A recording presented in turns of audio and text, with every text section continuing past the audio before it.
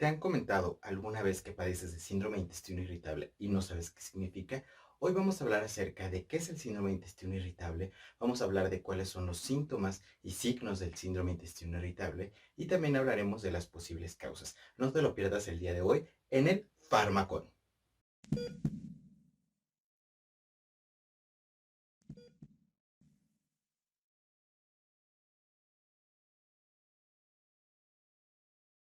El día de hoy vamos a hablar acerca de qué es el síndrome de intestino irritable.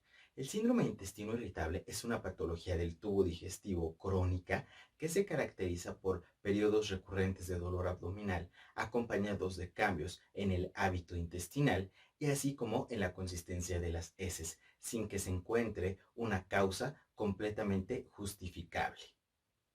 ¿Por qué decimos que no debe de haber una causa justificable? Es decir, que no debe de haber alguna otra enfermedad que esté causando estos síntomas. Esto es debido a que el síndrome de intestino irritable actualmente se desconoce cuáles son las causas o la causa que genera este síndrome de intestino irritable. Actualmente hay diferentes teorías. Una de ellas es acerca de que este síndrome de intestino irritable se hereda, debido a que se ha observado en diferentes estudios que en ciertos grupos de familia algunos de estos miembros tienen esta patología.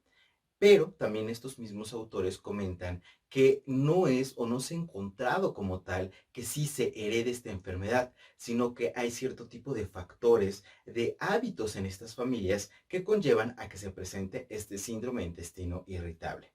Otra causa son los factores inmunológicos. Actualmente existen también estudios en donde se han estudiado a estas personas, se le han realizado biopsias a sus mucosas y se han observado que en los pacientes que tienen síndrome de intestino irritable hay una mayor cantidad de mastocitos, que son ciertos tipos de células de la inmunidad que pueden estar generando una inflamación crónica. Otra causa se relaciona actualmente mucho con el estrés y también se comenta que es por la ingesta de cierto tipo de comida. Esto lo han estudiado y se ha relacionado con que hay una secreción alterada de la serotonina y de la acetilcolina, que son los principales neurotransmisores que van a generar el peristaltismo, es decir, los movimientos intestinales. Y que al tener estos dos tipos de neurotransmisores alterados, hay una alteración en la motilidad intestinal.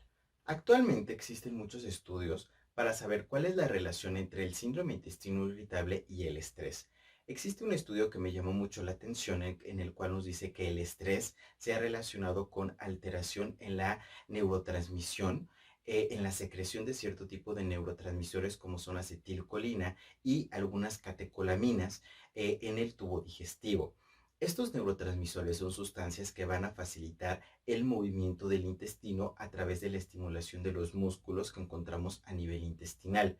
Se dice que cuando se altera la secreción de estos neurotransmisores, vamos a tener episodios de estreñimiento o de diarrea. Y algunos pacientes pueden presentar concomitantemente en cierto tipo de estreñimiento y en algunos días de diferencia diarrea. Y esta es otra relación de cómo el estrés puede causar este síndrome de intestino irritable. Otra causa es la alteración de la microbiota. La microbiota son las bacterias buenas, por así decirlo, que tenemos en el tubo digestivo y que nos protege de cierto tipo de enfermedades o cierto tipo de infecciones. Podemos alterar esta microbiota con el uso excesivo de antibióticos.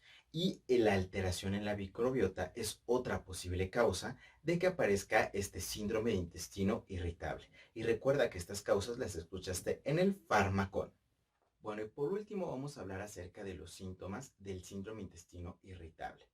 El principal síntoma del síndrome intestino irritable es el dolor abdominal, que se caracteriza por ser un dolor abdominal tipo cólico o como calambres abdominales. Es un dolor generalizado en todo el abdomen que se caracteriza porque se alivia con las evacuaciones.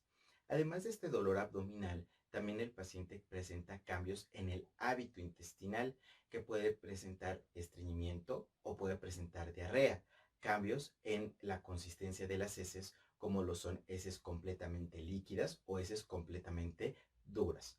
En ciertos pacientes predominan algunos de estos síntomas y puede ser que el paciente presente o predomine en él los síntomas de estreñimiento o de diarrea o tenga un patrón mixto en el cual presente tanto estreñimiento como diarrea.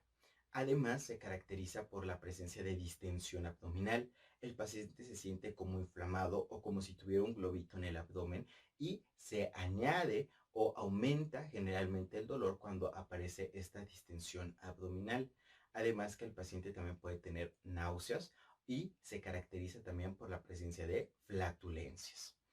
Además de los síntomas intestinales, actualmente sabemos que pueden haber síntomas extraintestinales, es decir, síntomas que no se relacionan con patología en el tubo digestivo. Y hablamos de que el paciente puede presentar cefalea, puede presentar dolor de espalda o también llamado lumbalgia y también se ha relacionado con la presencia de nicturia. Pero recordemos que esos síntomas extraintestinales siempre tienen que ir acompañados con los síntomas intestinales. Si te gustan estos videos, por favor, suscríbete, compártelos y además sigue nuestras redes sociales. Espero que les haya gustado este video y nos vemos hasta la próxima. Adiós.